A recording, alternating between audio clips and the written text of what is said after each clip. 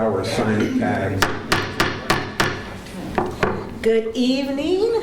It is now 7 p.m. and let's call to order the City of College Place City Council meeting for Tuesday, December 10th, 2019. If we could all please rise for the Pledge of Allegiance. Pledge allegiance to the flag of the United States of America and to the republic for which it stands, one nation, under God, indivisible, with liberty and justice for all. And Councilmember Nyhagen would like to say a few words to start us off. Shall we bow our heads? Dear Heavenly Father, we're thankful that we can come to do the business of the city. We ask your direction, Lord, to lead us in the way we should go. We thank you so much for our excellent staff. And Father, we really thank you for the reason for this season. In Jesus' name, I thank you. Amen.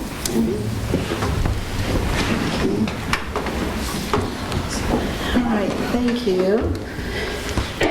Okay, now is the time for public comment, and that time set aside for citizens of College Place to address the City Council regarding items of concerns or interest that's either not appearing on today's agenda or the consent agenda.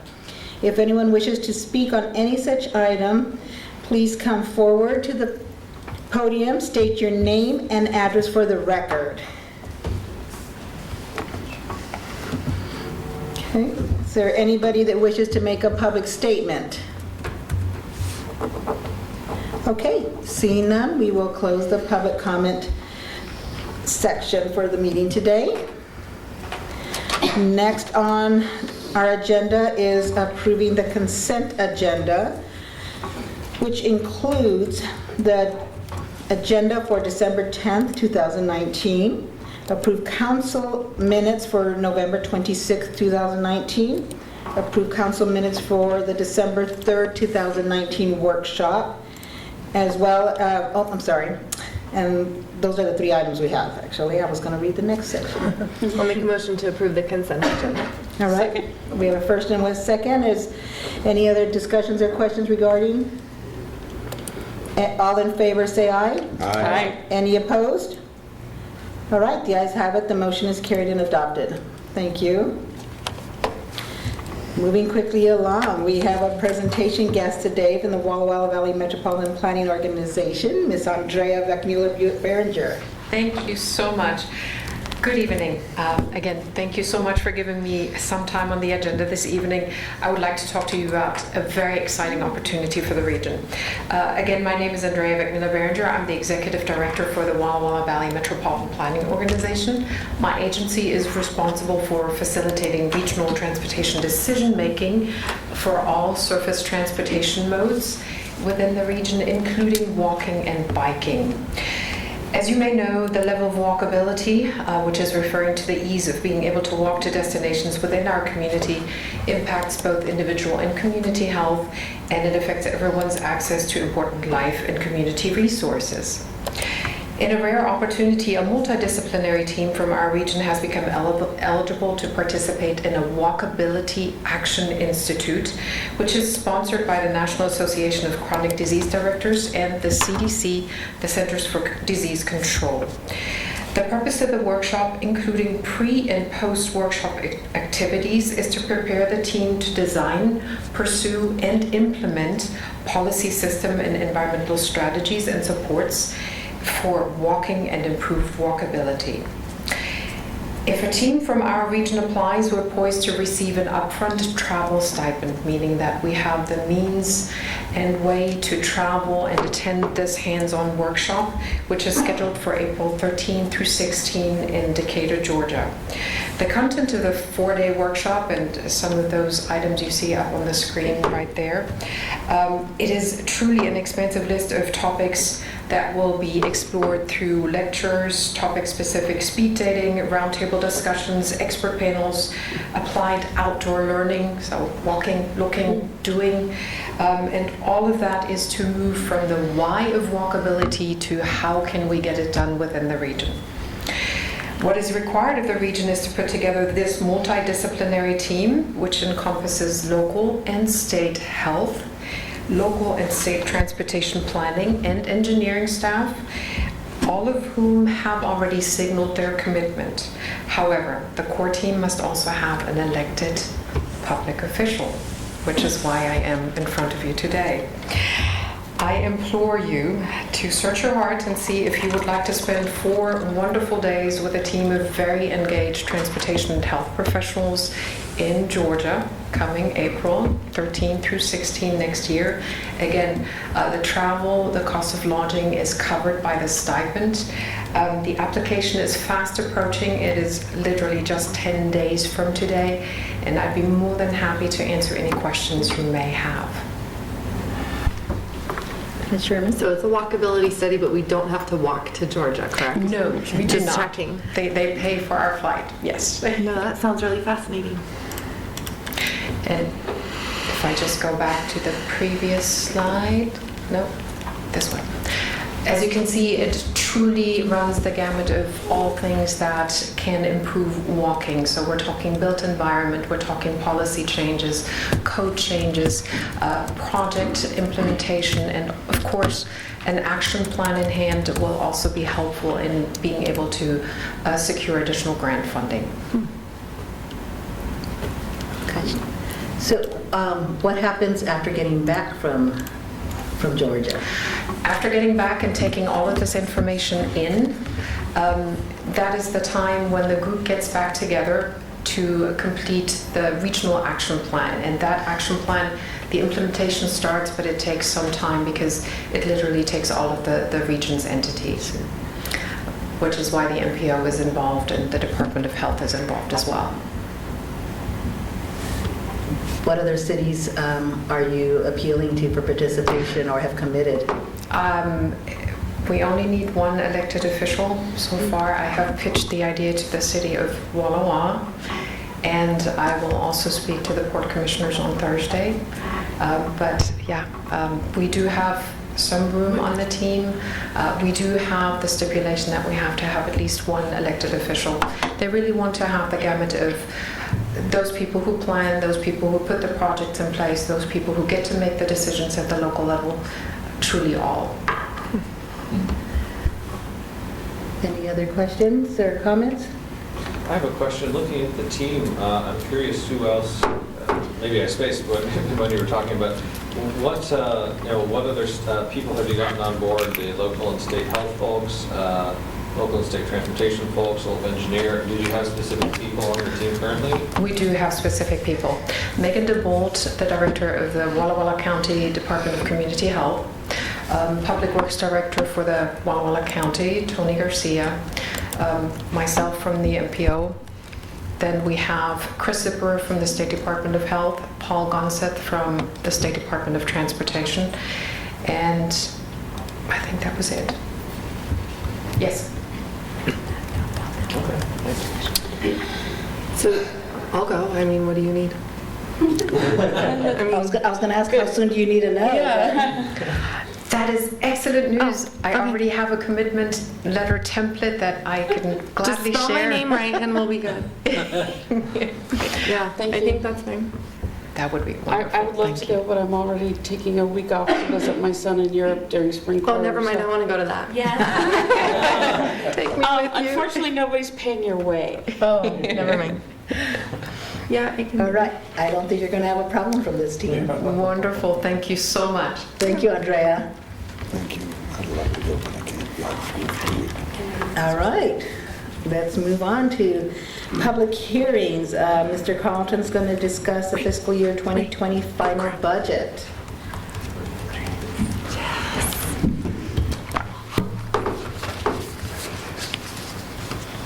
Here we go, one final kick at the can.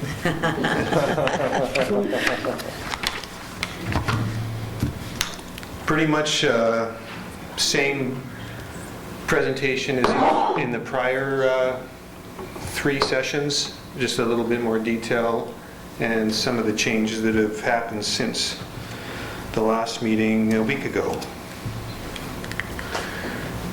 A little hard to read, but these are the detailed changes of what's occurred since the last budget that was submitted, if we can go through it. We had to make, we have adjusted the current expense account for the change in wage and benefit level for the new FTE in the clerk's position. That's an additional, the negative representing an expenditure, a reduction in fund balance, So it's an increase in, in expenditure or costs. Yes. So these are changes since our workshop? Is that- Yes. Okay, thank you. Yeah, these are all the changes that have happened in the last week. Right. Okay. There is a request for an increase in the defense attorney expenditures, which will be partially offset. That has a net change of $6,000. And these first three are in the current expense fund. Also, we did go through the detail in all the CFP and the IT to make sure everything flowed through the budget. Unfortunately, when I came into the budget process late, that was one of the processes that I assumed was done, but coming within the last week, we determined there was some items that weren't input into the budget. So in reconciling the CFP and the IT budget, we came up with a few additional changes. And this is one of them, a park I can't remember what park that was for. I didn't write it down. Veterans Park. Yeah. That was in the IT plan and is now in under the police investigation expenditures.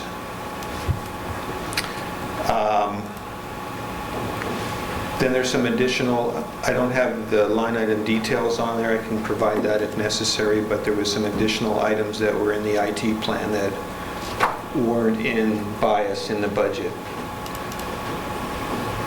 And that was to the tune of almost $30,000 worth.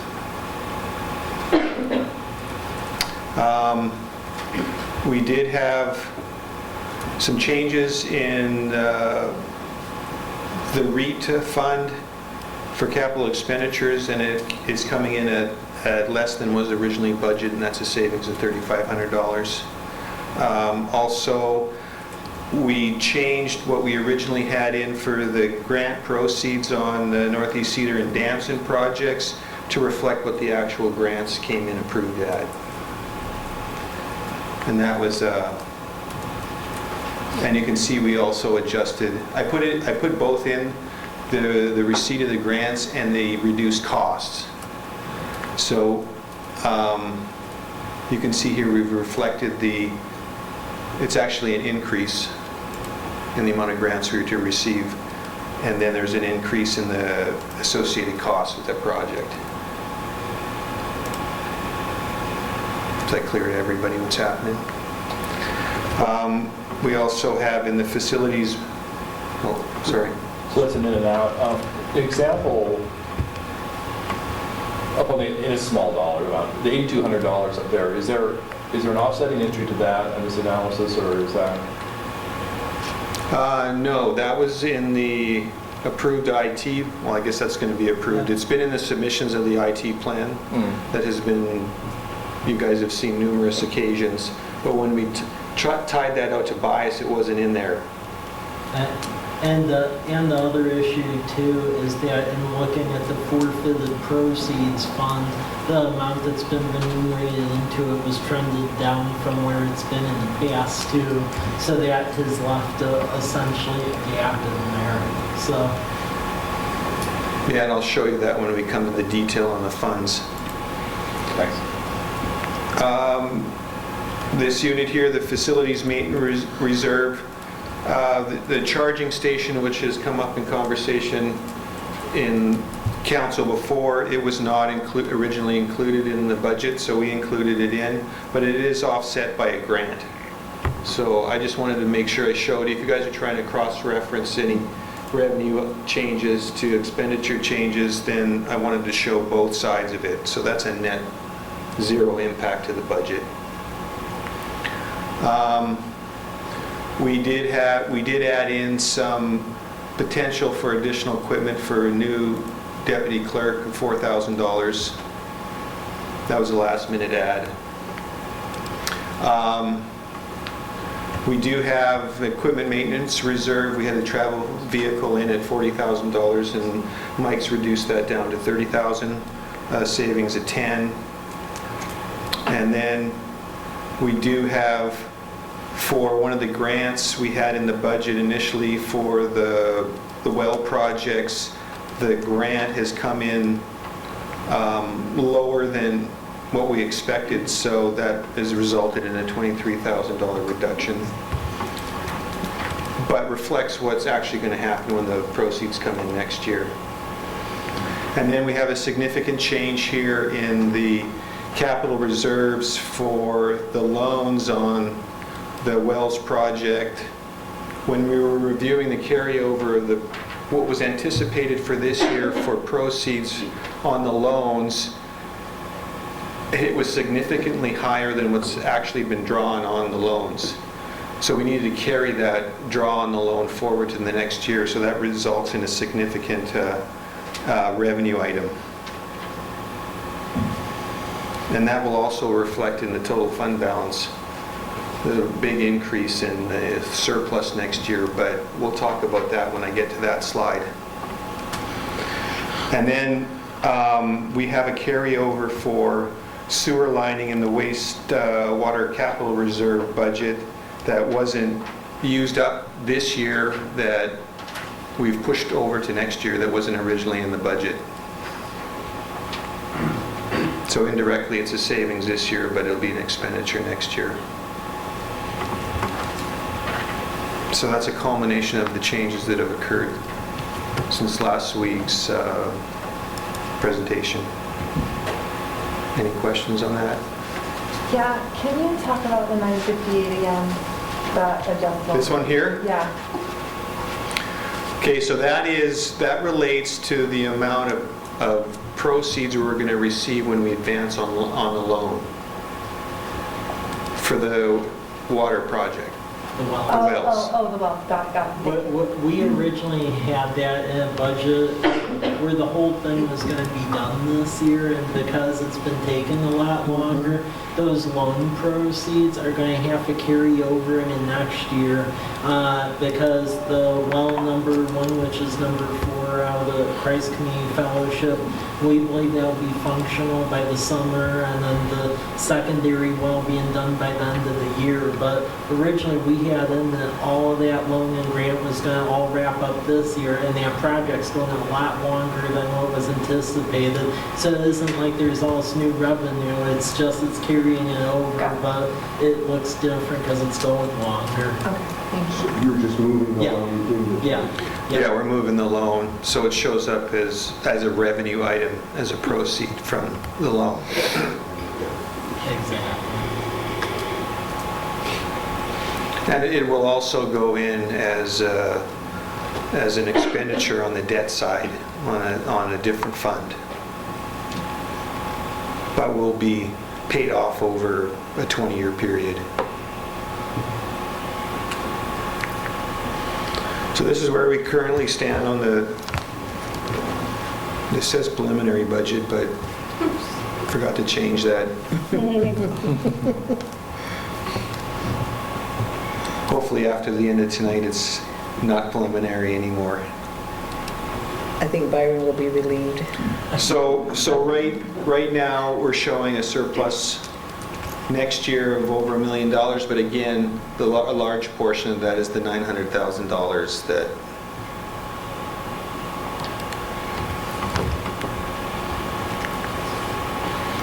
and you'll recognize this slide. This has all the details of all the funds and the positions. The ones highlighted in yellow are the ones that have had a change related to the last slide. So that's the impact on the different funds.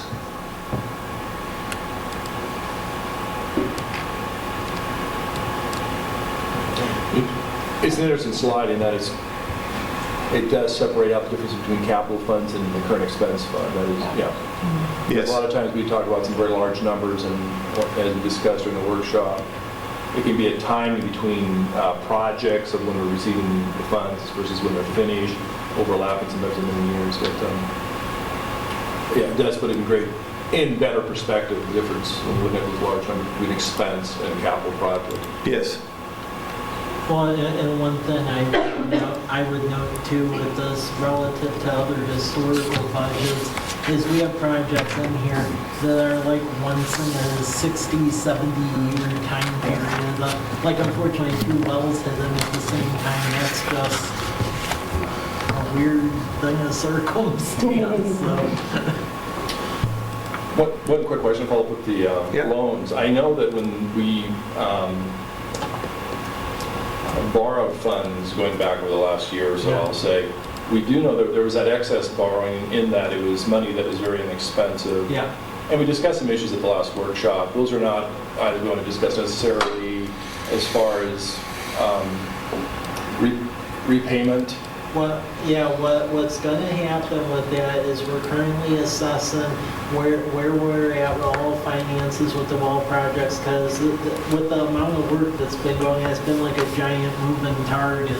So what's going to happen is we're going to have a very clear assessment to share with this council just on where everything is going at the next workshop in January, as far as trying to catch up on going payments ahead of schedule on any bond issues. I would recommend against that as of right now, because both these well projects, the estimates have been trending way over because we had drilled way deeper than what was originally thought, and we don't have the well houses hooked up yet, so there still is a pretty significant outlier there. And to your point, it's maybe a little bit of luck and a little bit of foresight in that we did borrow extra, and we've had some issues come up. Yeah. And this has actually worked out well for us. Well, and the key thing to remember is, I mean, a big wild outlier with this is it isn't like the old days when you built like a well house. You had like equipment and a shelf and you could just put in a order and you're good to go. All this stuff now is all custom order. So until you put out like the final RFPs for the well mechanical equipment, you can have estimates all you want, but because there's so few suppliers nowadays that do that and stuff that's just ready to go, you really don't know until those bids come in. So we're going to have a well house bid due this month, and that's going to inform a lot of it, because that'll be the price of the well house and mechanical equipment for well number 1, whatever that comes in at. Pretty much look at that, and that's probably going to be your cost for a well house eventually on that well number 2 as well. So that's going to answer a lot of the questions on that. But yeah, it's been a moving target. We've been carefully watching. Thank you.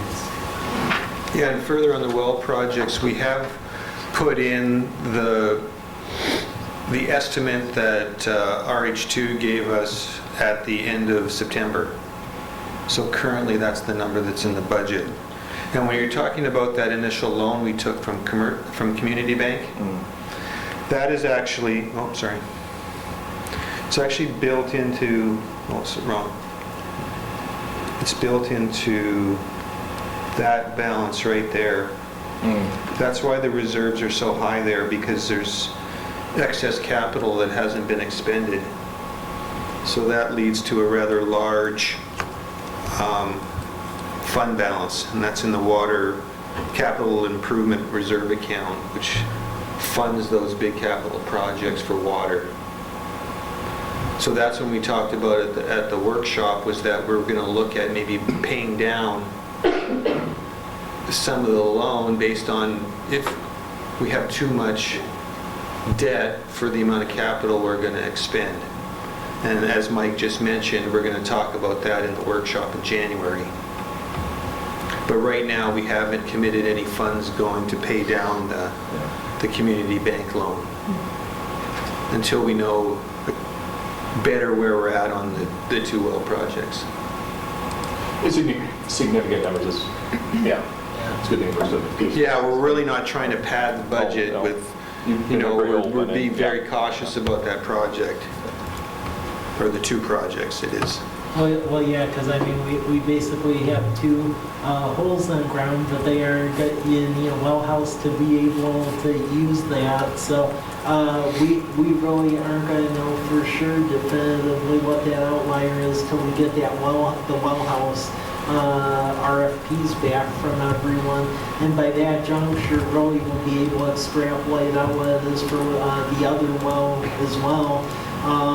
And if it's lower, then we can have that discussion about paying it down early. But then if it's higher, at least we aren't going to be in a catch-22 situation where we may be in a position where we would have to do another round of bonding or whatever. At least we would have that money sitting there. So yeah, we're just being very careful about, but we'll have more defined answers within the next couple of weeks. It's the right approach. Yeah. No, yeah, no. So all the funds we're showing next year an anticipated surplus of $1 million, but as we've discussed, there is some money in there that we're not sure quite where we're going to end up on it.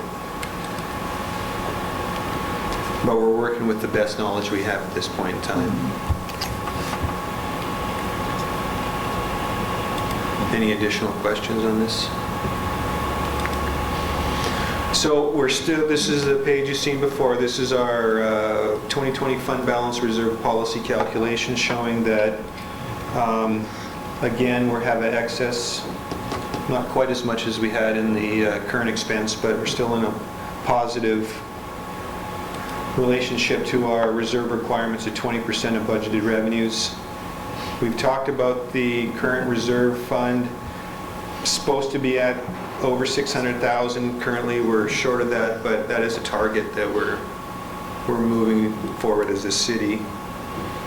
And the rest, all but the facilities maintenance reserve is wanting a target of 300,000.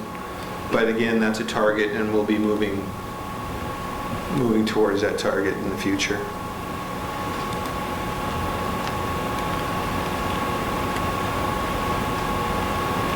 So all our policies are, on the important ones, the operating funds are all in good position. Here's a detail on the expenditures by a few of the operating. Here's the current expense. You can see definitely next year our proposed expenditures are exceeding our revenues for the year, but that drawdown, we still are within our reserve requirements on the fund. And this is a similar slide, just adjusted for the actual numbers that we saw in the last presentation. The street fund, pretty much almost a balanced budget this year as opposed to what was actually budgeted in 19, showing a deficit, but currently we're operating at a surplus, so it looks like that fund is in good shape. Here's the water fund. It was anticipated that it was close to a break even in budget of 19. You can see this year that we're significantly over our revenue. Our revenues exceed our expenditures considerably for the year to date this year. We'll see where it wraps up in the balance of the year with additional expenditures to go in. And we're anticipating a little drawdown on the water expenditures next year.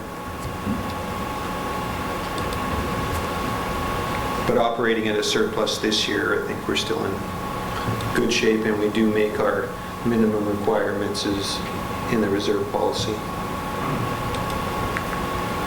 Here's the wastewater fund. Operating at a surplus anticipated in 2020.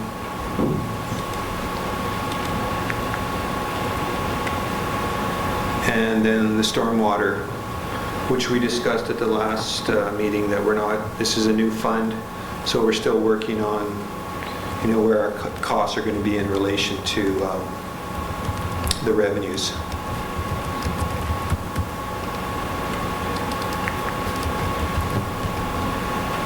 Here's the equipment reserve and replacement fund for 2020, operating at close to break even, with expenditures, close to $400,000 next year. And we'll have a detailed slide on the components of that shortly. And here's a breakdown of our proposed revenues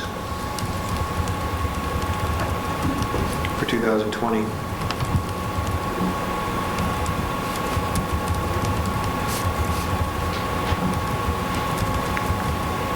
Major sources of revenue. See, by loans and funds, we're close to $12 million. And as you've heard numerous times through a number of presentations, the majority of the funds on the wastewater projects. Charges for goods and services coming in at close to $7 million. Taxes at 5.6. State and federal grants just under $5 million. Operating transfers are awash with the revenues. And license and permits at $2.1 million, and other grants and miscellaneous revenue at $1 million.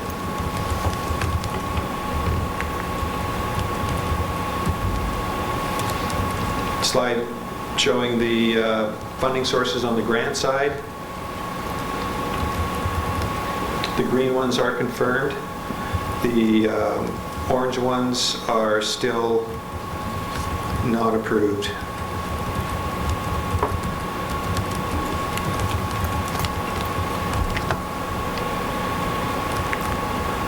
Here we have the proposed expenditures. And again, you can see that the capital projects definitely have a large component of our expenditures for 2020.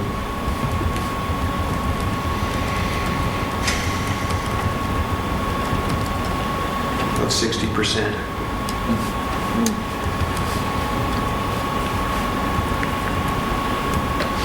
Expenditures, Mike will also hit on these when he does his presentation, so I won't labor through them. A few of these have been updated since we've got more information on the grants we are receiving and costs on the projects. A couple of the smaller ones that changed, I know, where the Meadowbrook was approved, and updates on Damson.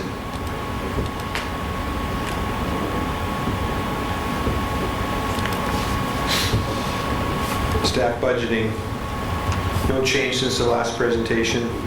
Additions next year are expected are 1 FTE deputy clerk, water utility worker, 1 firefighter, and a part-time police records clerk. And those are all anticipated in the budget.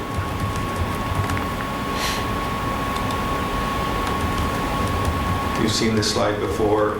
Standard cost of living increases for negotiated union contracts,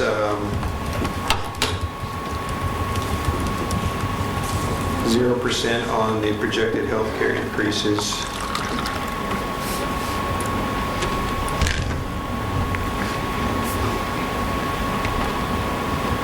Here's the capital facility budget for 2020. Mike will touch base on a number of these in his presentation. And here are the highlights of, by department, of what our expenditures are going to be for next year.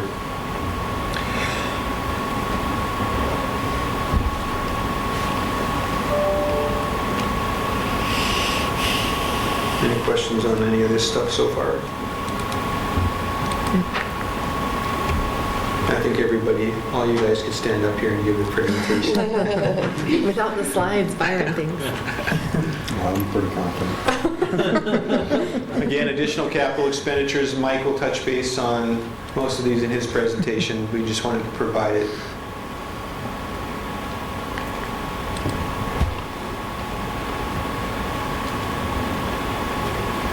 And those are the two big projects next year, which we're all aware of.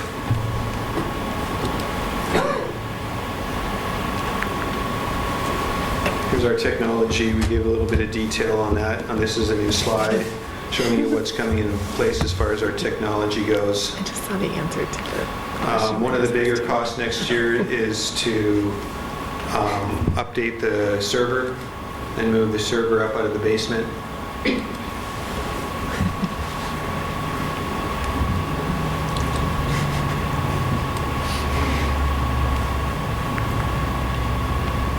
And the equipment repair and replacement budget by department for the year.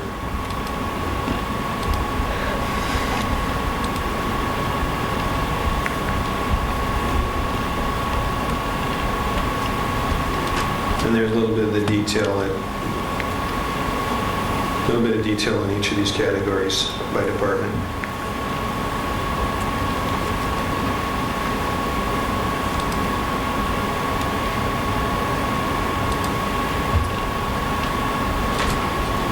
A couple of the bigger costs are the water tender vehicle for the fire and dump truck for public works on a flatbed.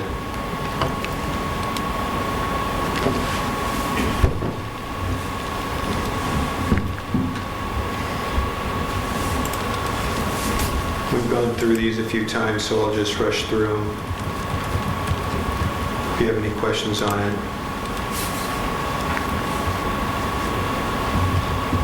And again, no change from the prior meeting on our utility rate increases, and Desiree will cover those in her presentation on the rates for next year. Next step is approval of the budget for 2020. Oh, public hearing. Does anybody have Any additional questions? any questions from the council? Not really questions to comment. I think the silence here is that, once again, we're through a cycle where council members have seen this multiple times, workshops and discussions previously, as noticed, and fine-tuning at the first presentation you did. And so all of us have gone through and looked at this multiple times. And so I've had a lot of our questions answered, and the basis may be for potentially for none questions now. So thank you. Anything else? Ms. Selby? I would just like to say thank you and admiration for getting up to speed so fast. As a time of year to start in this job, you probably picked the absolute worst. So, it's only going to get better from here. So thank you. Yeah, it was a lot of work, but with help from Mike and Desiree and everybody, it really helped a lot. You'll see the state. A lot of late nights. There's been a few, yeah. Yeah. All right, thank you. So now's the time, I suppose, that we open up for public comments on the budget for 2020. So if any resident of the city of College Place would like to make a comment regarding the proposed budget, please step forward, state your name and address for the record. Okay, so anybody would like to make a statement regarding the fiscal year 2020 budget as proposed? Okay, seeing none, we will close the... I'll make a motion to close the public hearing. Do we have a motion? Second. All right, we have a first and a second. All in favor, say aye. Aye. Any opposed? All right, the ayes have it. The motion is carried and adopted. Thank you, Heather. Okay, so then we will move on to our action items. Well, Mr. Carlton, it's you again. From the top. Do I have to go through the presentation again? That'd be great. Slide by slide. I can. Byron will actually Byron's do like, it. I'll call you later. Change my yay to a nay. Ouch.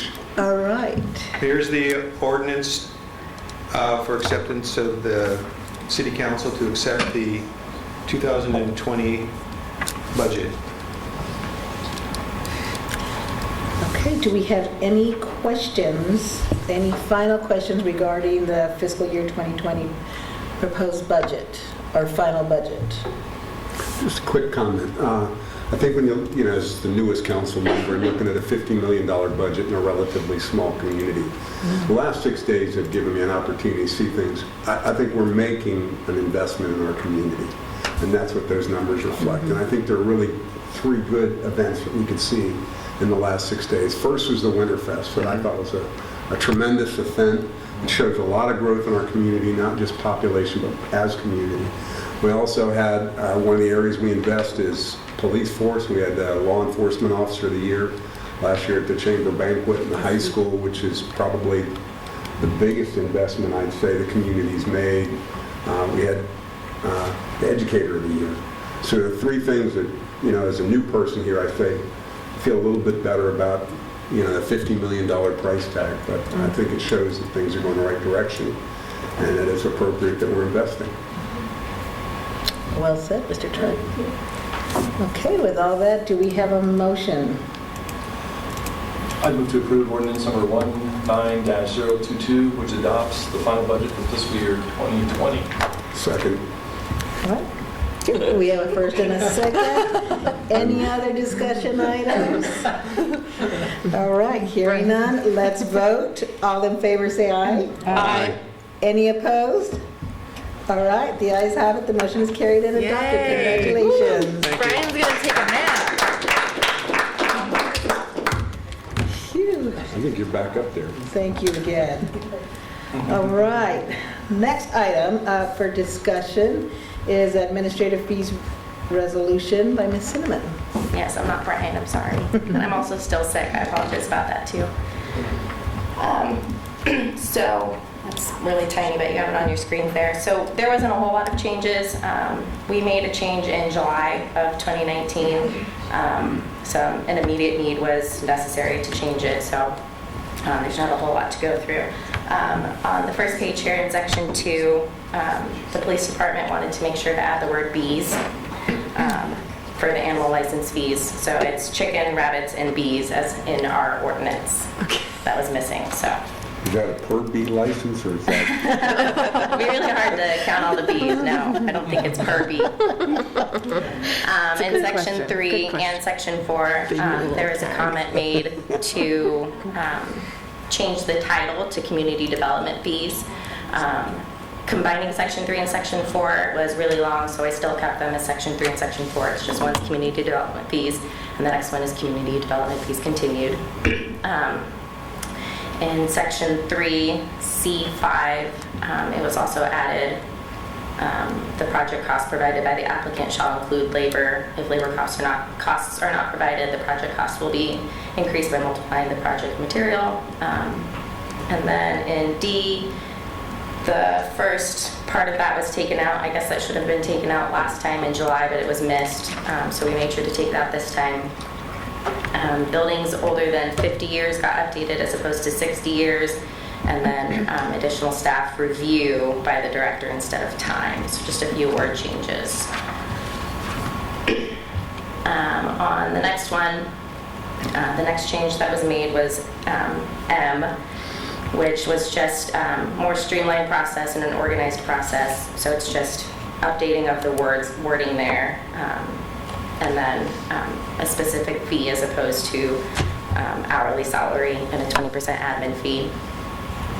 Section 4D, we added de-annexation as well, and then just a couple of increase in costs, but also just more specific, like on K, we have slope encroachment and critical area buffer. I had bugger in there earlier, but John caught it, it's buffer. And then we also added vacation rental, short-term application, that was new. And then the wireless communication facility fees was also added in there to be in compliance with the FCC regulations with the 5G network. And then for section 5, there was quite a bit of change just mainly on the wording to get more specific on it all. You can see those changes there. And then there was increases in the rates just due to inflation. And then section 7, we took out the banners attached to city property and moved that to community development. They felt like it was more community development fee than a public works fee. And then the cost of water shows there in the public works fees as well for any projects that use water. In section 10 for the water, section 10A2, we updated the wording to be more specific there, and it was also updated in the wastewater system connections as well. We came across this year, I think in 2019. It's $9 per account. I guess there was some confusion on that, if it was an account encompasses stormwater, water, and sewer. People were thinking that it was $9 for each, and it's just $9 per account. So I added the word account there, per account. You can see the changes in the water rates based on the rate study that Brian did. That was in the last presentation.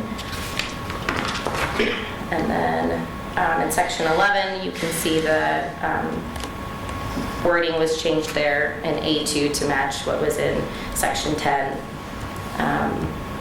We also added some more specific details on the sizes of the services there, and then you can see the changes for the rates going through. That was based on the resolution that was previously passed.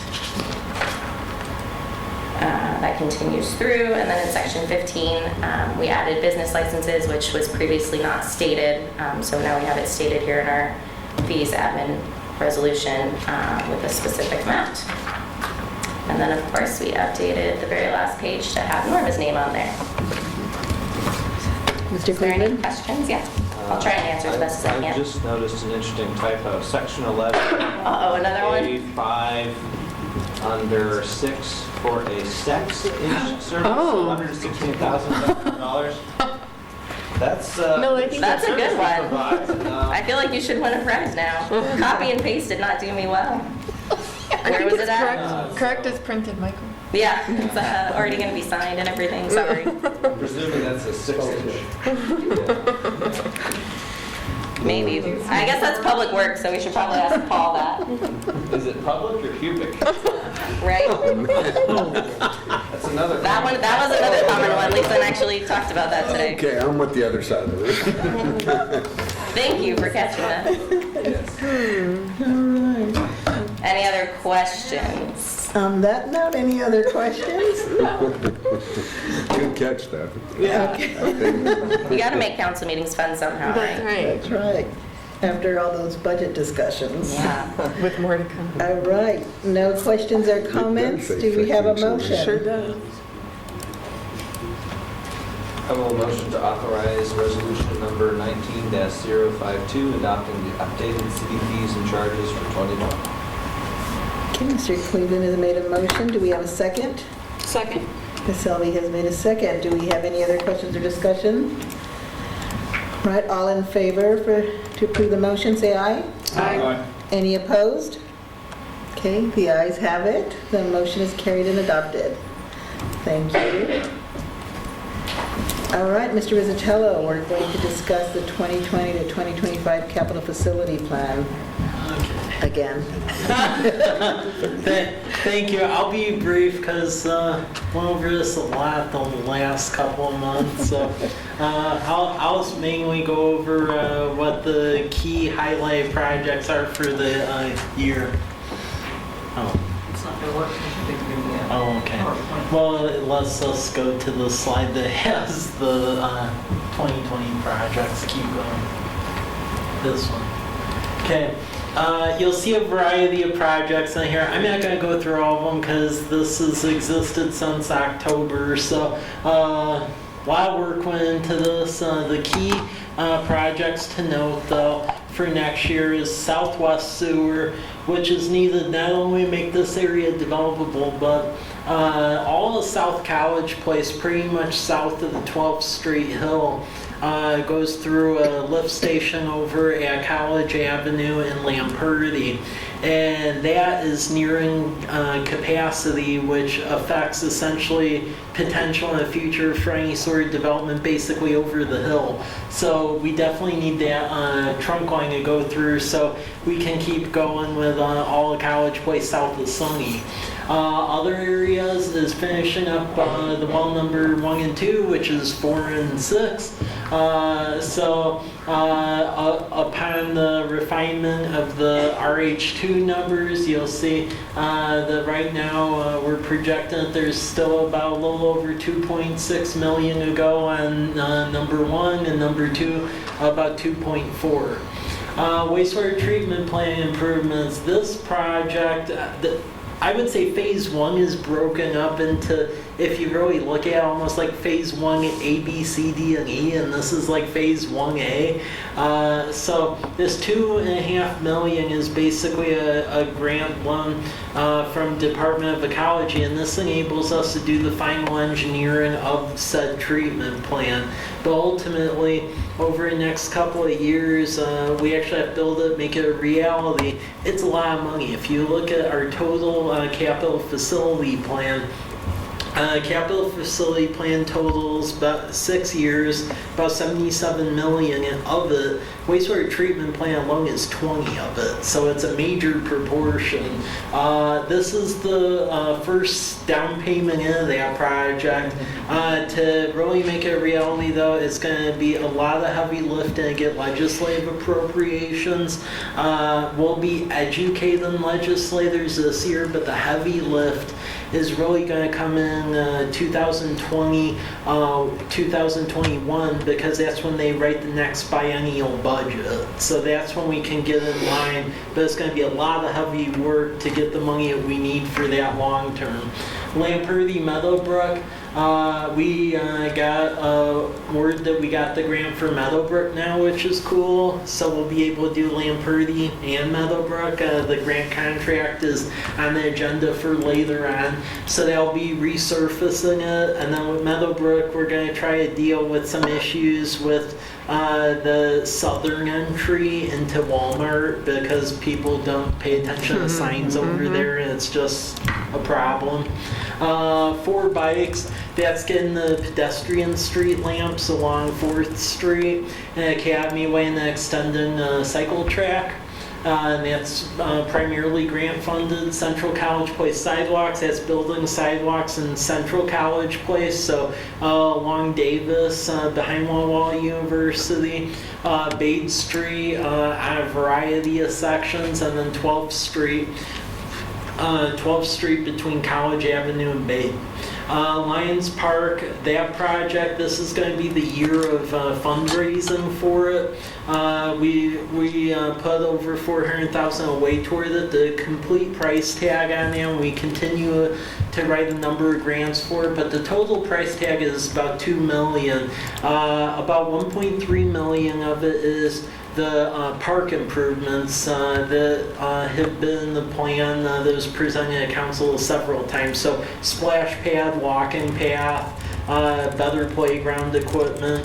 $700,000 is separating that pond from the creek because it's silting in, and if that doesn't get separated properly with the proper treatment, eventually that pond's just going to be all silted up, and that's going to cause stormwater logistical issues too, because right now the entire storm system for Garrison Creek Heights goes into it, so it needs to be dealt with. We filled out grants for it, but that accounts for, that's why this Lion Park project has been a major challenge to sell to the state, because a lot of times you'll have defined park projects or storm projects, and this project is somewhere in the middle of it, so it throws everyone for a loop. So that's what we've been working towards. And there's a variety of other projects. Brian touched on a lot of the smaller ones, with basically with the police department fixing the electronic gate, stuff like that, improving facilities here, fire department, water softening, improving the restrooms, street department, putting some rock out on Myra Road because those wood chips are falling off, and it makes the front door of our community not look so great, given the fact you see the covering on the ground. Also resurfacing Evans over by our industrial property because that road is getting in a pretty rough shape. Cedar and Damson, we're going to submit a legislative appropriation. Been told that stands good chance of being funded. Wastewater, the trunk line and the treatment plant, and then getting some neighborhood lines relined, and then water. It's really wrapping up the 2 wells, doing the water system plan, doing some engineering so we can approach a troubled neighborhood line out on the Sky Mountain View area next year, and then begin some engineering work on the engineering for additional water storage. But that really encapsulates the it's a lot of money. First year's more concrete. The other 5 years are basically like a wish list. And this is done per Growth Management Act, and there's a public hearing at the last meeting, so now it's for your approval. Great. All right, do we have any questions or comments for Mr. Rizzatello regarding the capital facility plan, the 5-year plan? Ms. Sherman? I'll make a motion to adopt ordinance number 19-023, which approves the 2020 to 2025 capital facility plan. Second. Okay, we have a first and Mr. Cleveland second. Are there any other discussions or questions? Okay, all in favor say aye. Aye. Any opposed? Right, the ayes have it. The motion is carried and adopted for the 2020 to 2025 capital facility plan. Thank you, Mr. Rizzatello. Next up, again, Mr. Rizzatello for the 2020-2025 equipment replacement plan. Okay. Thank you. So equipment replacement plan, this basically just covers equipment. With all these plans, reason you may notice is some total numbers differ from what you've seen in budget is per GMA Title 35A. When you do these plans, they want to see things above like a $5,000 capitalization level. So that's why total numbers vary a bit, because projects below $5,000 show up in the budget, but in these defined plans, it's projects above $5,000 only. Yeah.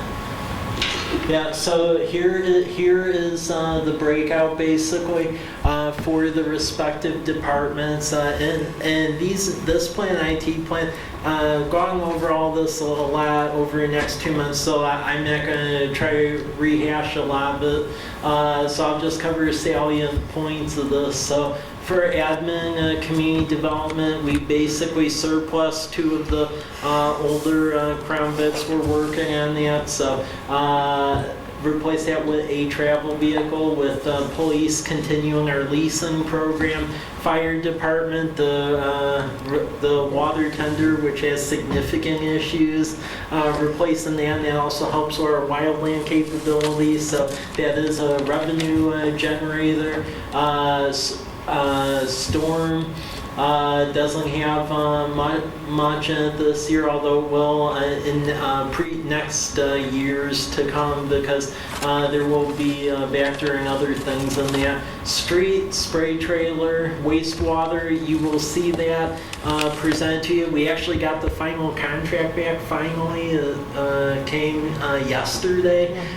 Jacobs gave it to us. It actually came in lower than we thought it was going to be. They fine-tuned it even more. Nice part about this is that the wastewater equipment is a lot of money. If we would have to buy everything ourselves because of procurement, state laws, and everything else, it dramatically inflates price. And by having it, we're our private provider of the wastewater operations, Jacobs Group, since they own it, they basically are able to get it at lower pricing. Plus, there's opportunities for sharing because they're also the private operator for the City of Walla Walla plant. So that is dramatically helped us as well. And then with water, there's equipment there, basically a flatbed and a little dump truck. But that pretty much comprises the majority of it. Going into later years, again, first year's more defined, later years are more of a wish list. Longer term items that we're going to have to be prepared about, as I know our fire engines, we're going to have discussion about replacing the one next year, the next fiscal year in 2021, but there is good leasing options available for essentially fire trucks and so forth. And then longer term, again, figuring out the ambulances as they age out. And then street department, bigger thing over there is going to be the grader, because we've been keeping that hobbling along, but it is from the mid-1970s, and we do use that to also do snow removal. So in the midterm, we are going to have to figure out a game plan for that, but all of that is in the ER&R plan, which you'll see the abbreviated form in the spreadsheet and then the long form in the PowerPoint, but that is the ER&R plan. Okay, do we have any questions? With our movement to leasing the police vehicles, what's the status, or what's our philosophy on funding the replacement fund, the general replacement fund that goes forward year after year? Yeah. Are we still funding that at the same level, or?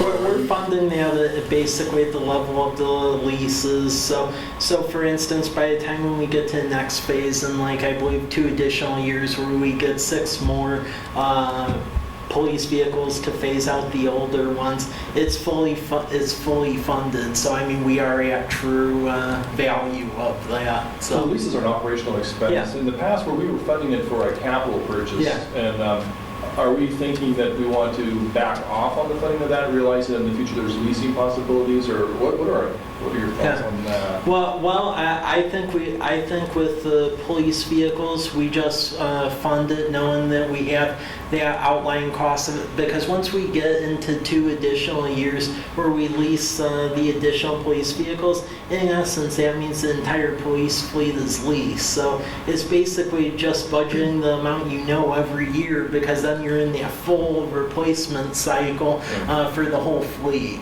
I do believe longer term, that's something to definitely look at for the fire vehicles. For the street department and other public works vehicles, it isn't penciling out as good as you would think it would. So maybe over time that'll change, but at least as of right now, that part doesn't look too promising. Just to close on that, you were asking a question I've had for quite a while. Yeah. In the past, this would have been a capital expense because you're buying vehicles and you have ownership. Now it's a lease, so it should transition over to O&M. Yeah. I doubt there's visible numbers, but so now these will become operational numbers in the fullness of time after you get the last 2 cars. Well, I think looking at the way we have the funds set up, though, you have to keep in mind we have designated capital funds and we have the designated ER&R funds. So, I mean, instead of it just going out right to, say, the capital saying, hey, we have the piece of equipment, you're still in ER&R, it's a lease and it's not hang outright. So they're not going to do it the way the business would do it. No, I think, and I think prior to leasing, we had thought, let's look out 10 years. Whatever, and we need to have a certain amount for cash purchases of a capital item. And I'm guessing that's tempering somewhat. I'm not sure if we're off that, or of course we have large capital items coming up that may be more than that the actual patrol cars would have been.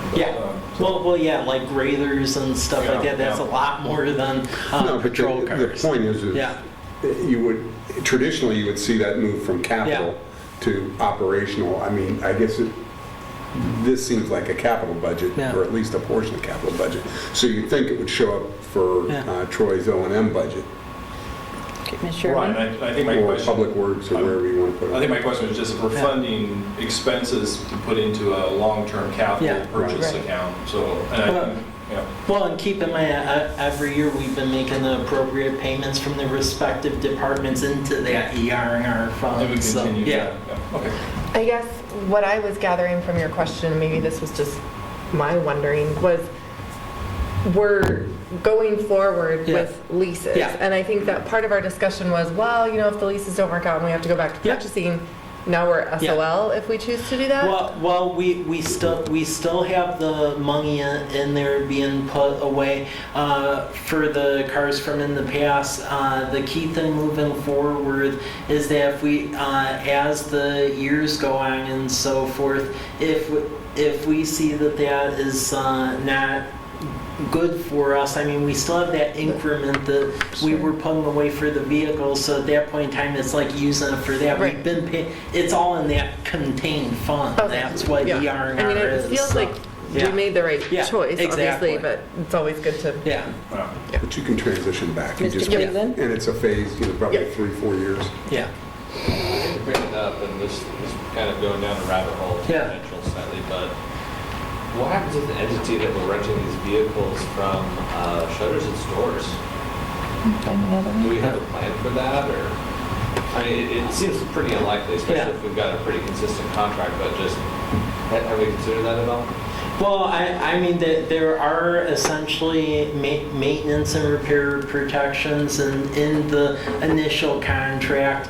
As far as like when we get the additional like 6 vehicles, there's other providers approved by the state for that. So I mean, it isn't like we're so out of luck that then we would have to go purchase vehicles. It's more so that we would then essentially, and we would, frankly, I think it's good to do anyway, checking the costs and make sure we're getting the best bang for the buck anyhow. So there are the other providers that are still out there. I would say this is the one that we've been getting it from out in Idaho. That is the one that many of the cities use and is the closest and most reputable. But there are other options and there are protections in the agreement we have afoot. Any other questions or comments? Okay, do we have a recommendation?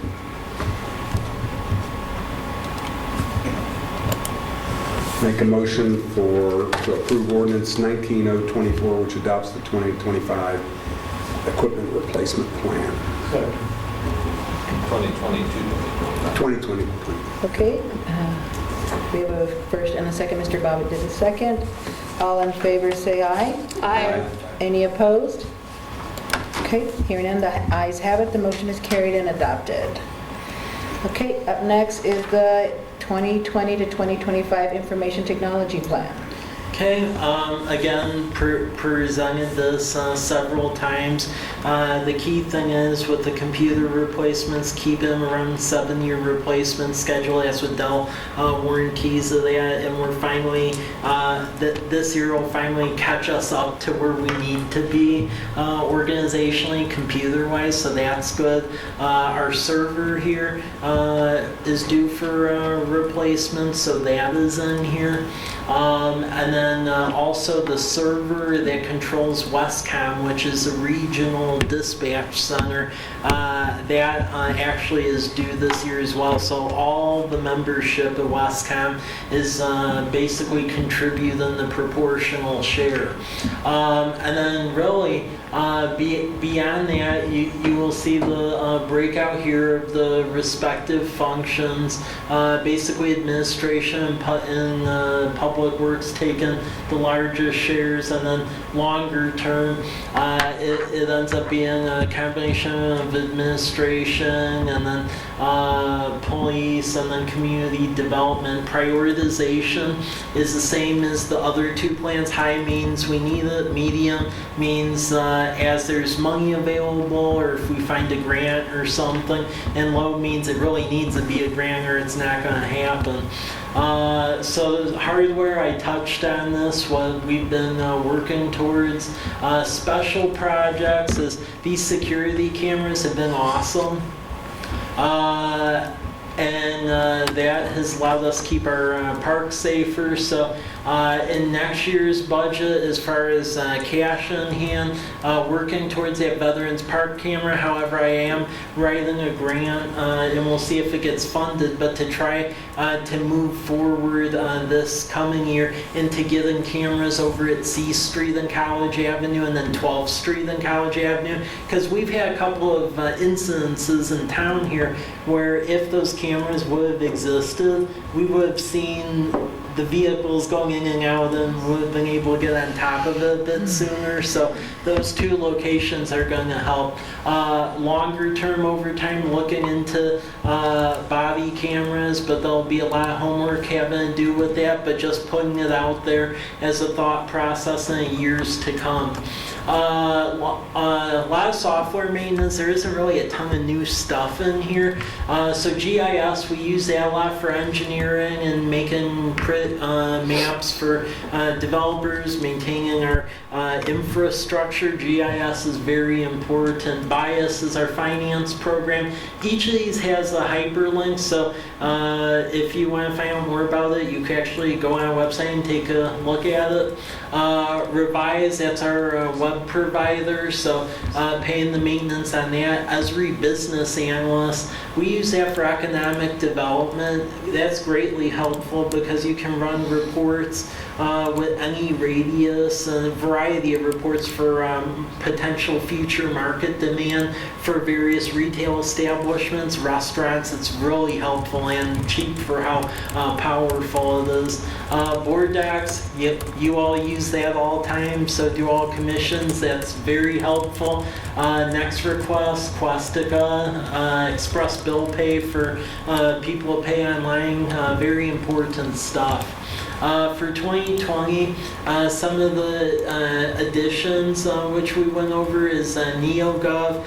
Most cities nowadays use that. It's a human resource platform to put out job ads, do a variety of human resource things. And if you aren't using NeoGov, really, it just adds a lot more time to your human resource function. It's for productivity, and then also augments your base for recruitment, because for government jobs, most cities, it all appears on that governmentjobs.com, which is actually a NeoGov powered thing.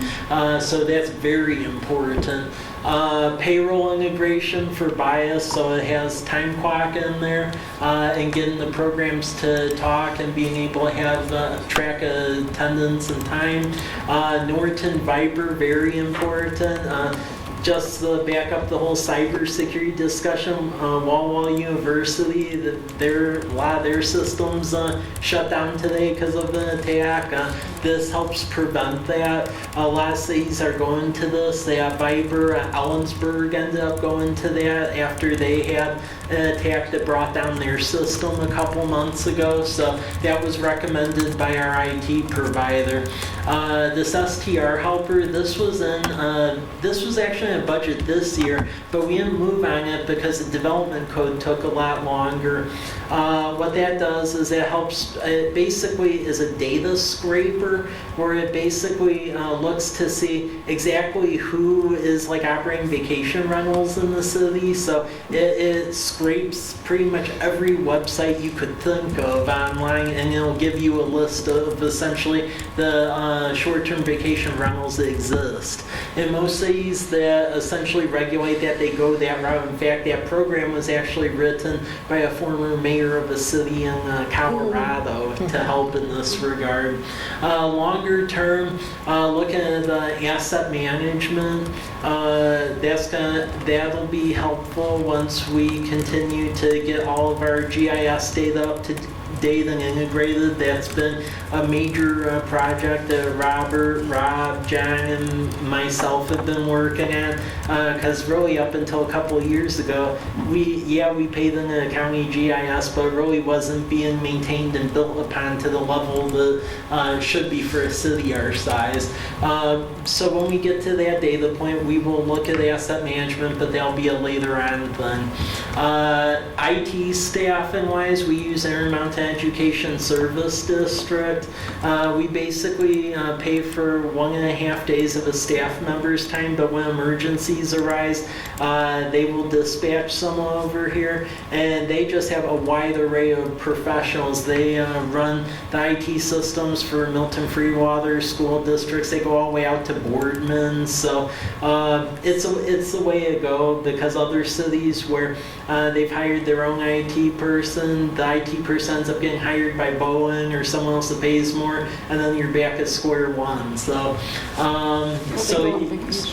we have that, and then the AWC GIS Consortium. That's been good. As you may recall, a couple of years ago, we pulled out of the county web mapping because it was on a pretty antiquated Adobe platform. And with this GIS Consortium, it's a bunch of cities across Washington state that work together. And depending on what tier you're on, you get a certain number of consulting hours by a GIS consultant. That's been very helpful with a variety of special projects across the city. So we're continuing that again this year, and more cities are joining it. So it's definitely the way to go. And that comprises that. Okay, do we have any questions or comments? I think it's getting easier, Mike. Yeah. More tricky. I'd like to make a motion to adopt ordinance number 19-025, which adopts the 2020 to 2025 Information Technology Plan. Second. All right, Mr. Bobbitt has made a first, and Mr. Schwab a second. Any other questions or discussion items?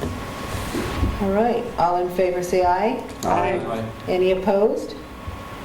All right, the ayes have it. The motion is carried and adopted. Thank you. Next is our youth recreation program contract. Okay, thank you. Mentioned about this at the last workshop.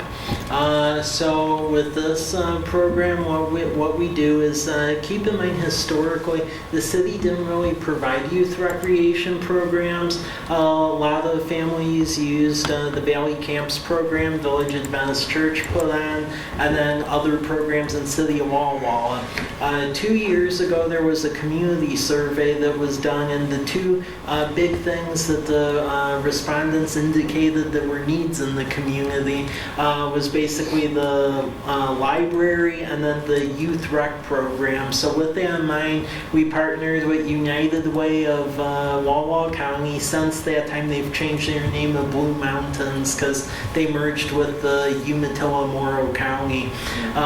They act as our fiduciary, so we give an investment. Historically, it's been around $5,000 or $6,000, and then they match it, and then they issue essentially the contracts of providers and then get the data. And the provider, since the beginning, has been the Campfire program, and they run a summer camp over at Kiwanis Park, right adjacent to Davis Elementary School. And when the weather is adverse, it's actually in Davis School in the summertime.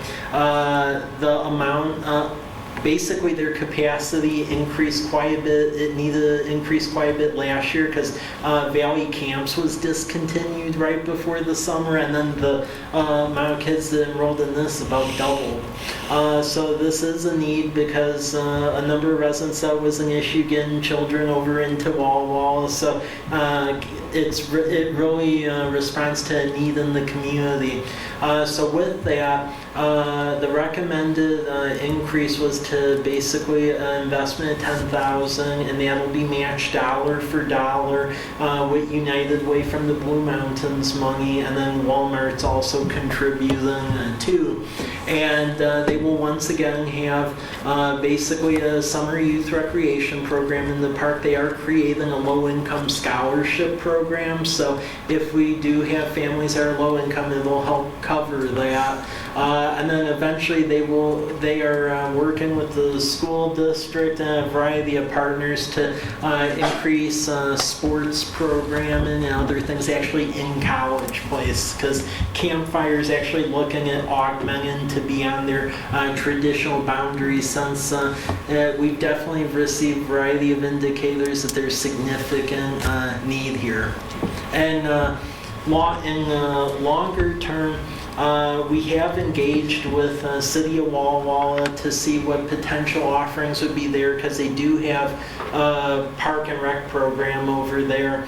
That is going to have to be a continuing dialogue, though, because there were presentations before the Park and Rec Advisory Board. They recommended to go to this United Way contract because the initial contract and proposal was put forth by City of Walla Walla actually had a yearly cost of $93,000 to it, as opposed to the 10, and it wasn't as defined. So we are going to work with them to continue the dialogue and see longer term that what can be done. But this is a really good program, and the staff, as well as the Park and Recreation Board, they all recommend that this be adopted and passed.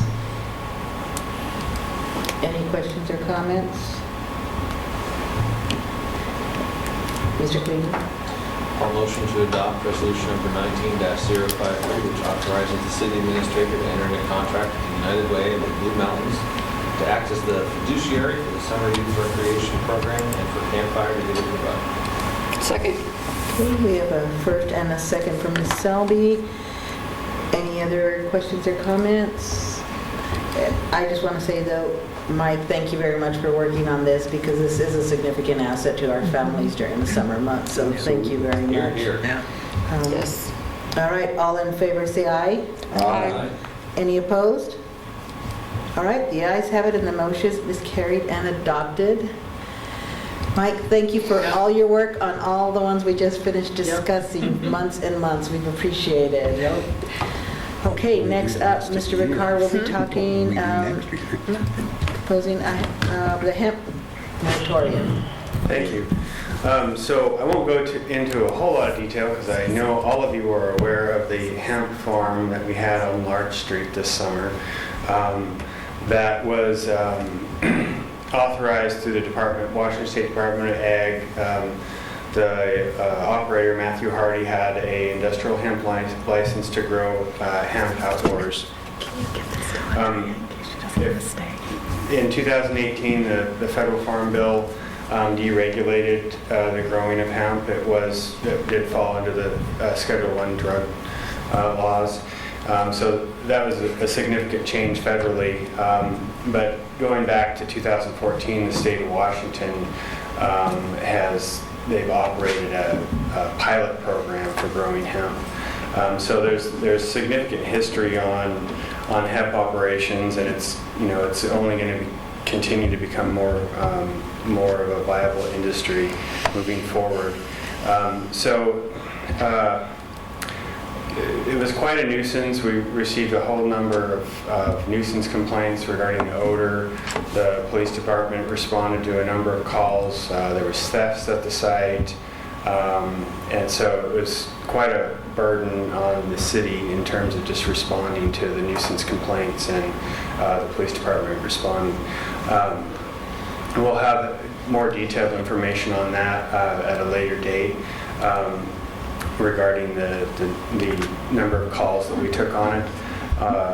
But under Washington state law, there are provisions to protect the public health, safety, and welfare of our communities, and allows councils to enact emergency moratoriums in instances like this.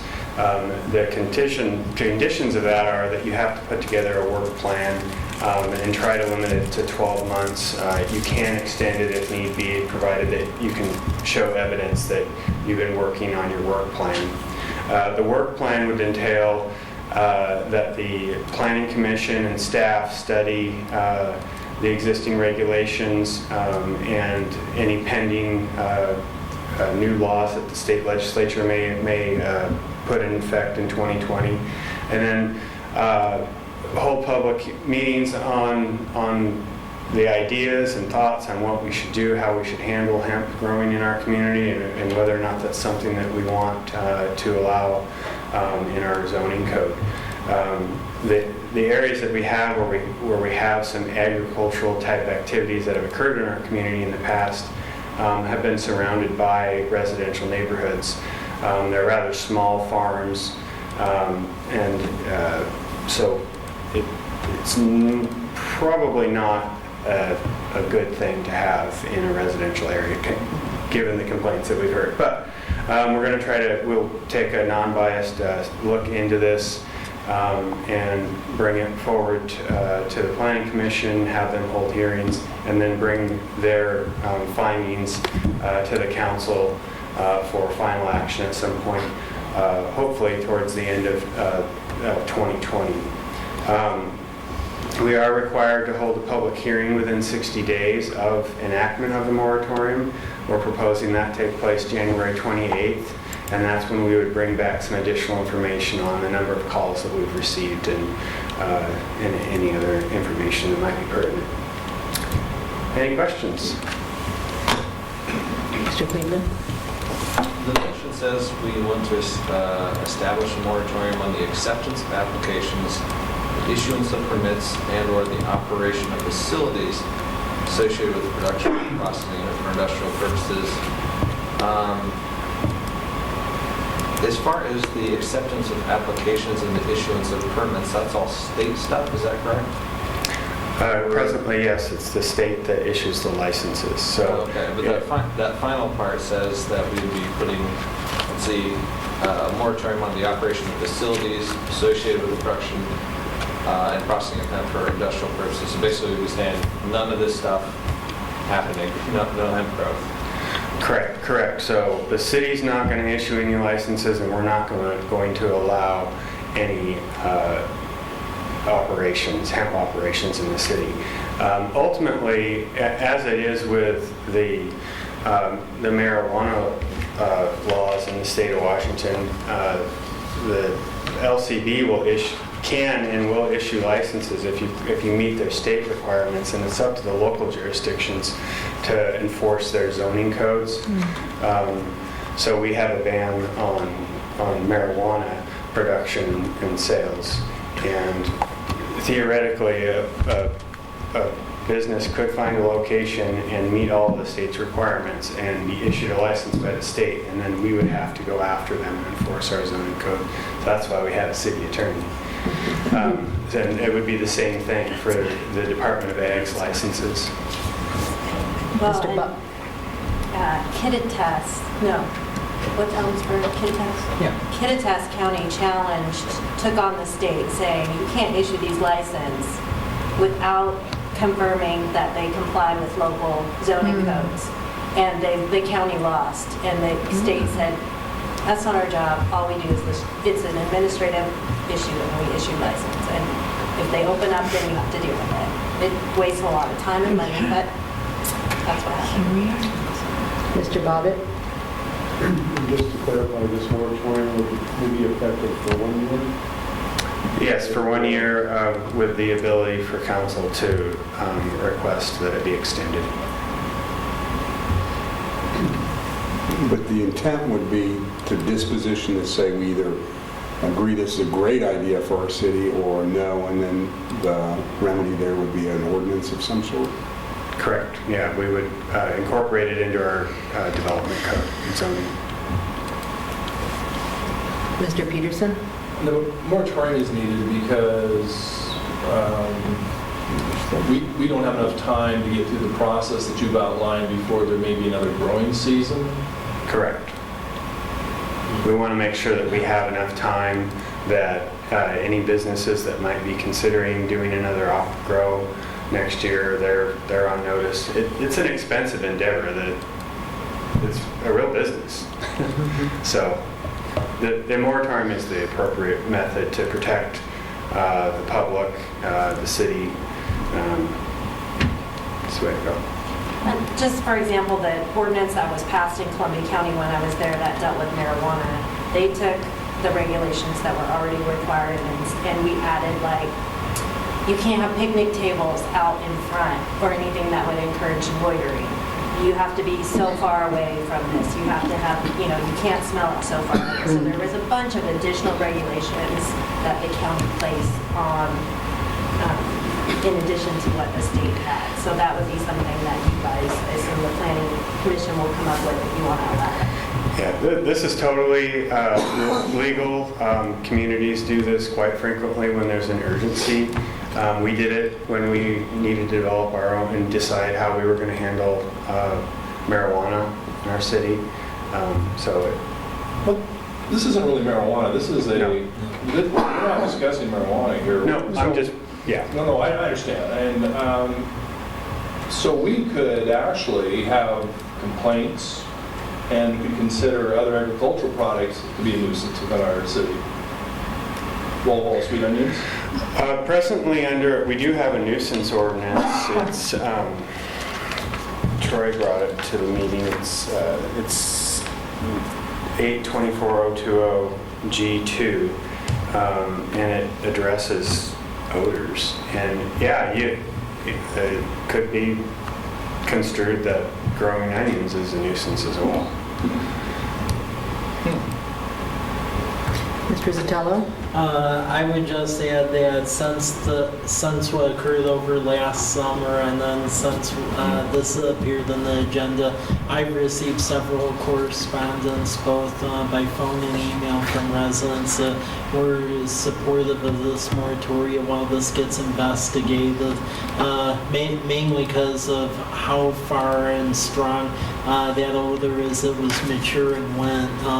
I know when residents were stopping me while I was out riding my bike, it was near the end when it matured. You can actually smell it all the way out by Sunbridge and then out at like Rose and Myra. It's one thing to be right next to it, but when it carries like all the way to the periphery, it's something that seems like a lot of residents at least want it to be like looked at. So I too have received some emails and people stopping in my place of employment to discuss the issue. Yeah, it'll be interesting as we investigate this. I'm interested in what the complaints were as far other than smell. That as far as resources and response and stuff. So to be determined. Yep. All right. Any other questions or comments? Mr. Bobbitt? I was just going to say, I've had some comments about walk for the morning walk and dealing with the other. Okay, do we have a recommendation? Madam Chair, I would move to approve ordinance number 19-026, establishing a moratorium on the acceptance of applications, the issuance of permits, and/or the operation of facilities associated with the production and processing of hemp for industrial purposes. All right, we have a motion. Do we have a second? Second.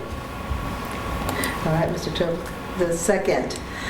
Any other questions or comments? All right, all in favor say aye. Aye. Any opposed? All right, the ayes have it. The motion is carried and adopted. Thank you so much, Ms. Ricard. I know you worked hard at putting together something. Thank you. It's a short timeline. Thank you. Okay, Mr. Rizzatello to discuss a resolution declaring certain events as official community events. Okay, thank you. So the first iteration of this resolution was last year on Municipal Research Services Center. They basically recommended that cities every year should pass a resolution that outlines in general events in which there is a belief that there's either city staffing or fiscal exposure for community events. So the first rendition of this was adopted last year, but you have to do it like every fiscal year. So basically what you see in that resolution is listing a gamut of things. It remains to be seen if everything happens, but it's just to essentially cover it if it does. So I'll go over things briefly. So Earth Day, there is a concept by College Place Lions Club as well as our stormwater utility staff to collaborate on basically cleanup activities for Garrison Creek and surrounding areas. That is a requirement of our MPDES permit that basically runs the stormwater system. So that's what that is, Garrison Creek cleanup. That is a general event in which we partner with Lions Club again to clean Garrison Creek area. That helps with our stormwater permitting. Block party, that occurred a 2 years back. There is some discussion about the Village Seventh-day Adventist Church partnering and actually bringing it back. So that will allow us to assist in that endeavor. Fishing Derby, Lions Club does that at Lions Park, so cover that. Farmers Market, we've had successful years. We'll be having year number 4 over at Lions Park, so that'll cover that. Movies at the park, that's where we inflate the portable movie screen and do movies. What we are thinking with that, though, is separating it from farmers market, because we're starting to find that it's actually distinct audiences that go to each one. So the movies at the park actually attracts different clientele than the farmers market. So what we're going to try to do is essentially move the movies at the park, depending on sponsorships and how many movie rights we can acquire, but actually move it park to park in the neighborhood. So one in Lions Park, one at Kiwanis Park, one at the new park out at Homestead, so move it park to park. Freedom Festival, that's our firework event for 4th of July. Arbor Day, we have tree planting with the Davis School students down at Kiwanis Park.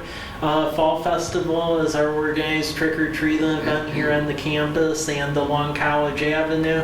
Veterans Day Parade, we partner with the Downtown Walla Walla Foundation and City of Walla Walla to put that on. We do not have our own because they're over a number of years when the previous mayor was here, Mayor Crowther and I tried to get additional veterans, and there just is not enough interest in having dueling Veterans Day parades. So we participate in the Walla Walla one.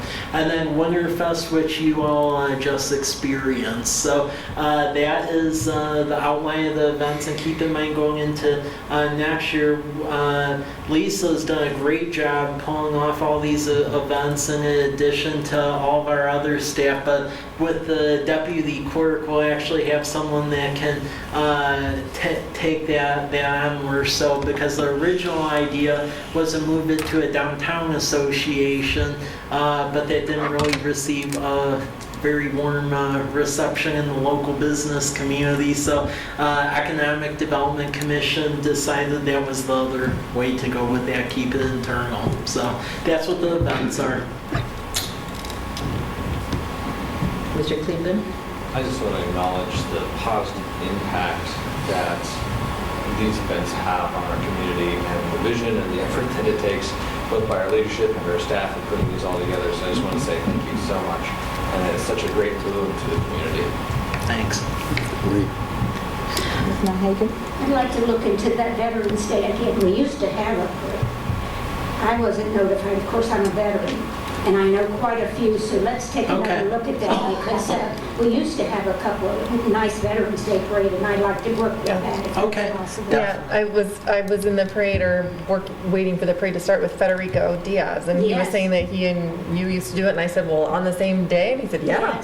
Yes. Oh, I mean, I remember it when I was little, but I didn't ever go to the Walla Walla one. I was here. And I know quite a few veterans, and that's true, so it's kind of nice. I remember when they said they wanted the fire department and the police department to be a part of Walla Walla. We said, no, we want it to be College Place. So let's do things in College Place that we can do, and I'd be glad to help. Well, that'd be great if you could help, because Mayor Crowther and I really tried to do it 2 years. Every time we would get, we'll try to get people, but then when it would get right near, I'd really be like, no, don't feel like it. And then it just got to the point where we just partnered with Walla since they actually had defined events. So, Thank you. yeah. Any other questions or comments? I'll make a motion to approve resolution number 19-054, declaring official community events of the City of College Place for fiscal year 2020. Second. All right, we have a first and we have a second from Mr. Peterson. Any other questions or comments? All right, all in favor say aye. Aye. Any opposed? The ayes have it and the motion is carried and adopted. Okay, moving on next to the reauthorization of City of College Place participation in the Walla Walla Valley Micro Business Assistance Program. Okay, thank you. So this will be our third year participating in this. So basically, folks who are creating a small business, they can essentially fill out an application, and if accepted, there's business training, and then basically a 8-to-1 match on a little small startup fund in the investment in a business. The first year, we actually funded this for one participant, and there was actually quite a bit of demand there, and two business owners were funded. Year 2, which we are now in, we basically funded one placement, and there was actually a request for about 4 placements. So this actually helps with our small business ecosystem because it provides the training and the initial seed funds, and this is underwritten by a variety of local banking institutions, City of Walla Walla, counties participating, the port. So we felt it was appropriate to double our investment this year because even with this last year, we didn't pay for 2 business owners, but 2 ended up participating, and there was a waiting list beyond that. So it's really key that we keep the success of this going. So, Yeah. Absolutely. I know of a few College Place small business participants that are ready to sign up for the January cohort already. Yeah. Any other questions or comments? I would like to see us do more than this, but that's for a future meeting. yeah. Yes. Brian didn't write that down. I didn't mean the money, I meant other things that I think would stimulate small business in our community. Yes, absolutely. All right. Do we have a recommendation then? I move to approve resolution number 19-055, which authorizes the city administrator to sign an interlocal agreement for participation in the fiscal year 2020 Walla Walla Valley Micro Business Assistance Program. Second. We have a first, and Ms. Sherman gave a second. Any other discussion? Okay, hearing none, let's, all in favor say aye. Aye. Any opposed? Right, the ayes have it, the motion is carried and adopted. Thank you, Mike. Okay, Mike gets to sit down for just a bit, Mr. Hartley, to discuss the TIB award for Meadowbrook overlay.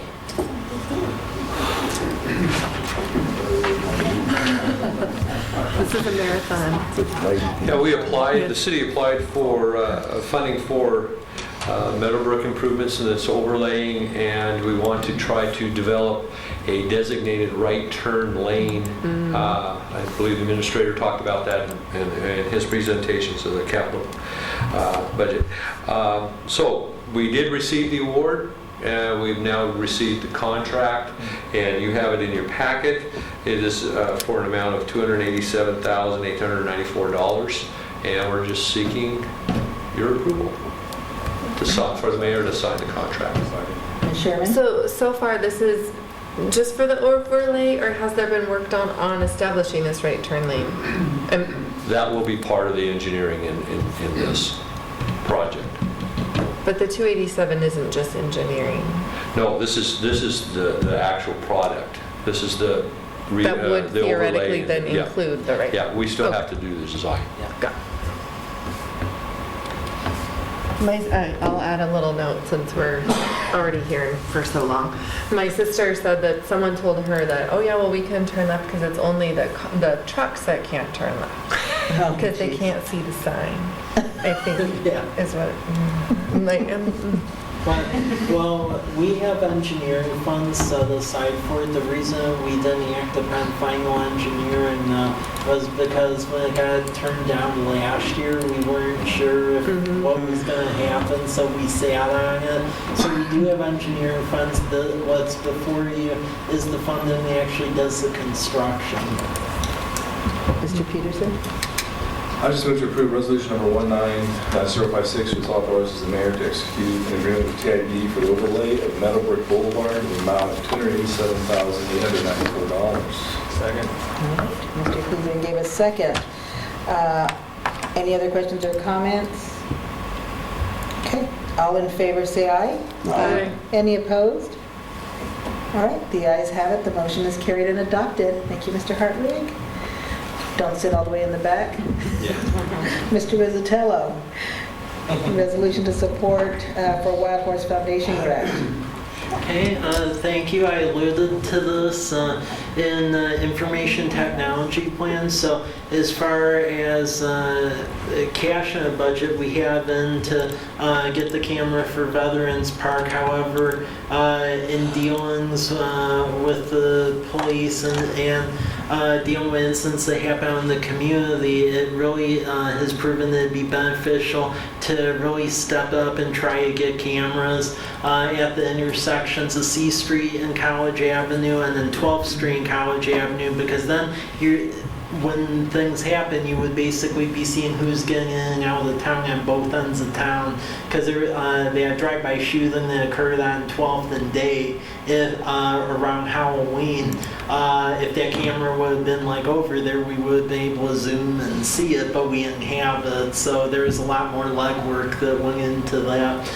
So Wild Horse Foundation, which is the nonprofit arm of the casino down in Pendleton, they actually fund public safety initiatives. So the concept here is for essentially their winter call for grant projects go forward with a proposal to acquire 2 of those security line iPod 4 systems for those 2 key intersections. Okay. Questions or comments? Mr. Bobbitt? I'd like to make the motion to approve resolution number 19-057 that supports grant applications for $16,400 to acquire 2 security lines camera systems. Okay, do we have a second? Second. Mr. Trump, the second. All right. Any other discussion? I have a question. Over on the left, at the top and the left, it says that it's for 20,000, but then the motion just said 16,400. Oops. Let's see.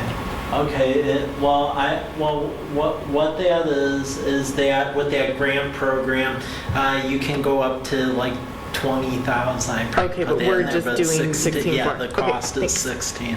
Oh, good eye. All right, anything else? All right, all in favor, say aye. Aye. Any opposed? The ayes have it, the motion is carried and adopted, and Mr. Rizzatello, as always, thank you for finding money. Yeah. Okay, Mr. Hartwig, the Jacobs contract.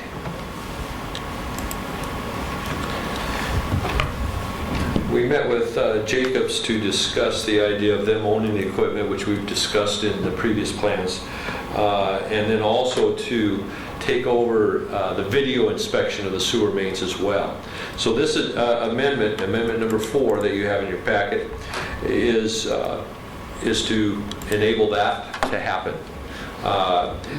We anticipated that it would be around $1,200,000, which it did come in near there, a little bit less, which is nice, at $1,196,699.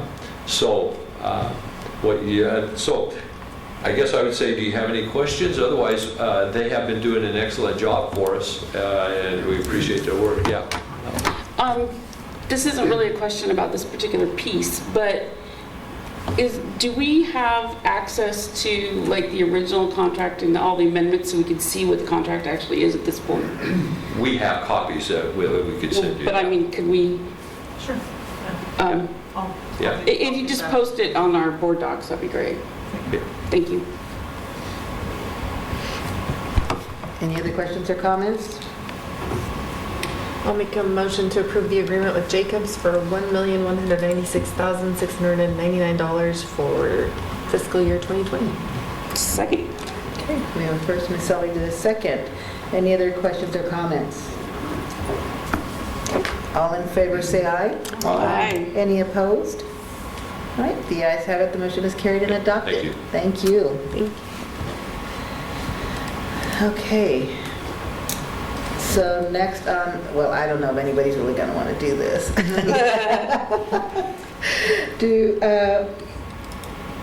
Next meeting is scheduled for December 24th. So does anybody have a recommendation regarding that meeting? I move that we cancel the regularly scheduled city council meeting set for December 24th, 2019.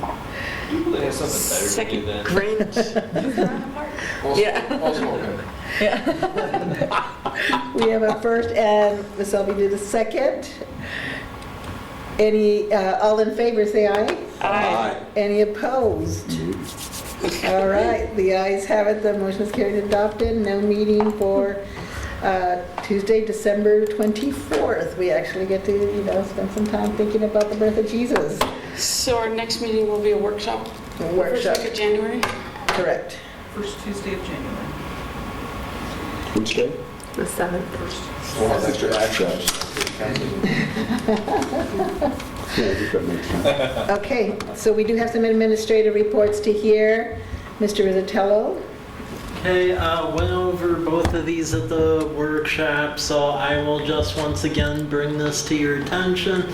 If you have any questions, let me know, but otherwise, the first one will basically go for your approval at one of the January meetings. So the Catalyst incentive, basically the idea of this is to try to encourage additional reinvestment into the College Avenue mixed-use corridor. It would be competitive. This idea came out of the Economic Development Advisory Commission because community made the significant investment in College Avenue and trying to figure out ways to get additional activity going on along the corridor. So it's really a live-work environment.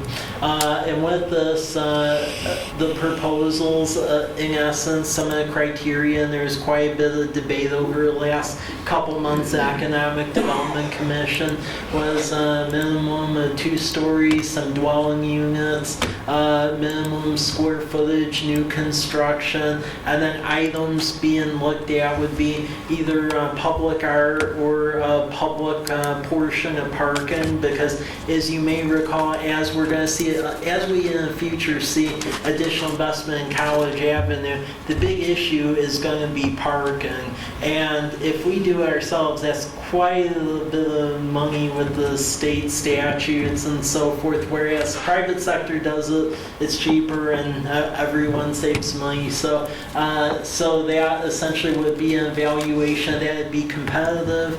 The suggestion was to cap it at 1 a year just because we don't want too much exposure out there, but if it is a benefit, it could be adjusted at a later time.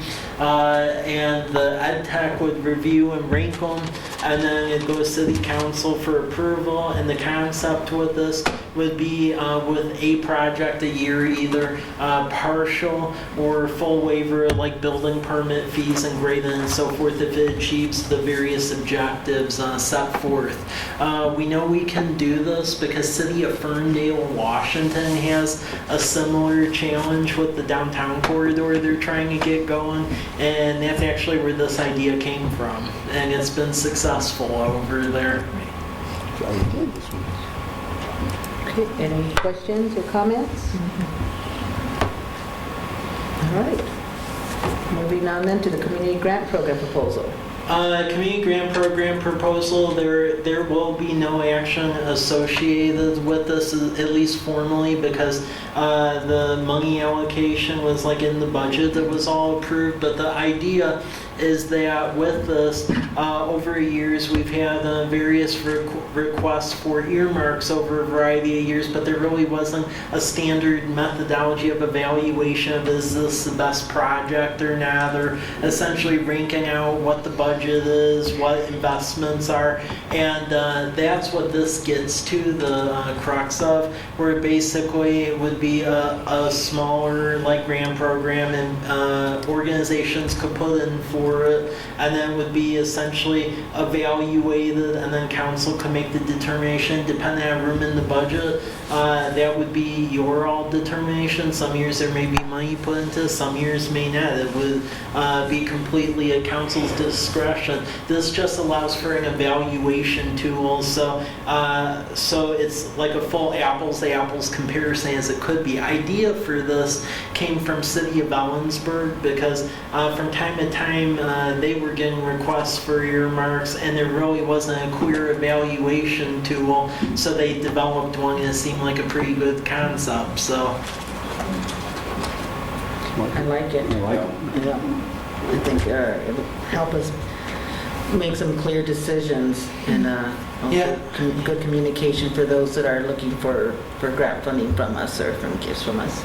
well, yeah, because that's been I would say staff's concern for a while. They have folks come forward, but I mean, is that truly a best project, or is it just that the extroverted folks are getting the money, but then there may be a better need that we may not even be aware of, but maybe a group has a lot of introvert people and then we'll never know.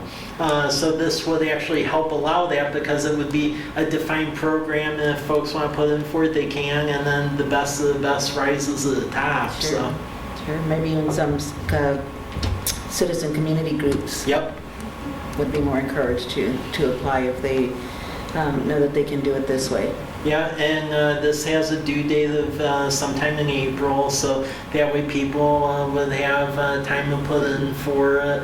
And then, as I said, that basically it'll be a year decision point during the budget. Can we accommodate, can we not? But at least now there's a defined evaluation tool. So if anyone has further ads, let me know. But really, since the council decision point really on it was the allocating a set of funds to it, we can change the content in the flyer if you see fit over time, but really that's just administrative work, so let me know. But there is no formal decision needed for what the form is comprised of. So. Okay. Any other comments or questions regarding it? All right.